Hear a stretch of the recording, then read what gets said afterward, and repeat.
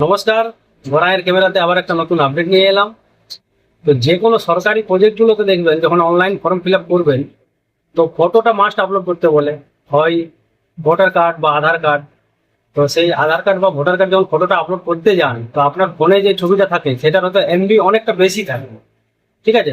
আর যখন আপনি আপলোড করবেন, তো সেই আপলোডটাতে কি বলে যে হয়তো 200 কেবির মধ্যে ফটোটা হওয়া চাই, বা হয়তো 300 150 এরকম কিছু একটা দেওয়া থাকে। তো আপনি যখন আপলোড করতে যান তখন হয়তো আপনার সেই ফটোটা নেই না।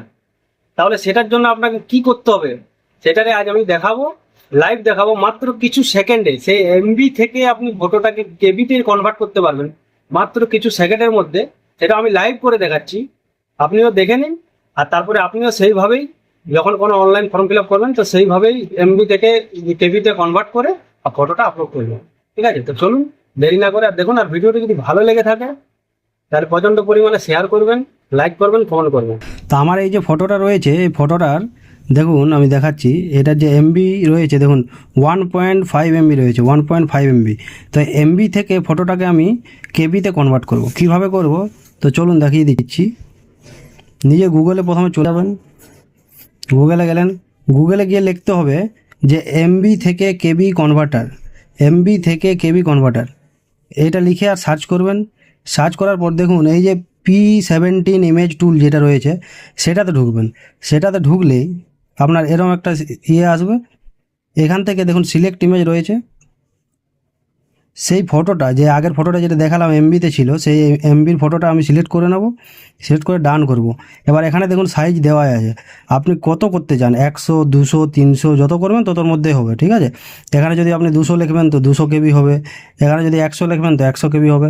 যত করবেন ততই আপনার কনভার্ট হয়ে যাবে, তত কেবিতেই, ঠিক আছে। এমবি থেকে কেবিতে কনভার্ট। তো 100 কেবিতে আমি করে দেখাচ্ছি। 100 কেবি লিখে আর এখানে এই যে রিডিউস সাইজ আছে, রিডিউস সাইজ সেটাতে ক্লিক করে দেবেন।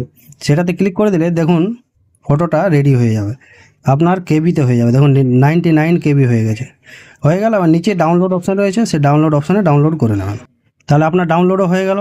এবার ওপেন করে যখন ছবিটা দেখবেন, দেখুন আমি সাইজটা দেখিয়ে দিচ্ছি। এই ছবিটা ছিল, ঠিক আছে।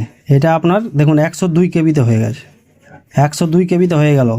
আগের যে ছবিটা ছিল সেটা 1.5 এমবি ছিল, সেটা 102 কেবিতে কনভার্ট হয়ে গেল। তো এইভাবেই অন্নপূর্ণা ভান্ডারের যে এমবি থেকে কেবিতে কনভার্ট করতে বলেছে, দেখে নেবেন যে এক একটা ফটো যখন আপলোড করবেন, যে আধার কার্ডের কেবি 200 কেবির মধ্যে দিতে হবে ফটোটা, ভোটার কার্ডের যে ছবিটা রয়েছে সেটাও 200 কেবির মধ্যে দিতে হবে। তো এইভাবে কনভার্ট করে করে আর ছবিগুলো ওখানে আপলোড করবেন, ঠিক আছে।